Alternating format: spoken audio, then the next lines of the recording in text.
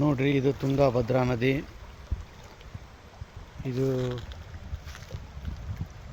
ವಿಜಯನಗರ ಜಿಲ್ಲೆಯ ಮೈಲಾರ ಗ್ರಾಮದಲ್ಲಿ ಇರತಕ್ಕಂಥ ತುಂಗಭದ್ರಾ ನದಿ.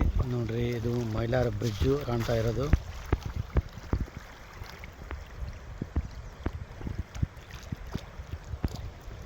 ಕಳೆದ ಕೆಲ ದಿನಗಳಿಂದ ಈ ನದಿ ಬತ್ತಿ ಹೋಗಿತ್ತು. ಶಿವಮೊಗ್ಗ, ಭದ್ರಾವತಿ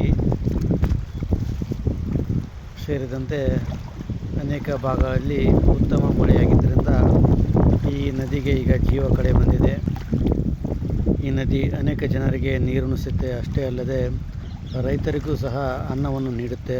ಆದ್ದರಿಂದ ಈ ನದಿ ಬರಿದಾಗಿದ್ದರಿಂದ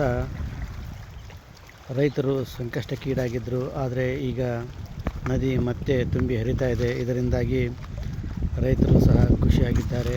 ನೋಡಿರಿ ಯಾವ ಥರ ಇದೆ ನದಿ. ಇದು ಕೆಳಗಡೆ ಹೊಸಪೇಟೆಗೆ ಹೋಗಿ ಸೇರಿತು, ಹೊಸಪೇಟೆ ಡ್ಯಾಮ್ಗೆ. ಆದರೆ ಕಳೆದ ಬಾರಿಗೆ ಹೋಲಿಸಿದರೆ ಈ ನದಿಗೆ ಈಗ ಸ್ವಲ್ಪ ಪ್ರಮಾಣದಲ್ಲಿ ನೀರು ಬಂದಿದೆ. ವೀಕ್ಷಕರು ತಪ್ಪಾಗಿ ತಿಳಿಯಬೇಡಿ, ಇದು ಹರಿಹರ ಮತ್ತು ಮೈಲಾರದಲ್ಲಿ ಬರುವಂತಹ ತುಂಗಭದ್ರಾ ನದಿಯ ನೀರು. ಹೊಸಪೇಟೆಯ ತುಂಗಭದ್ರಾ ಡ್ಯಾಮ್ನಿಂದ ಬಿಟ್ಟಂಥ ನೀರಲ್ಲ.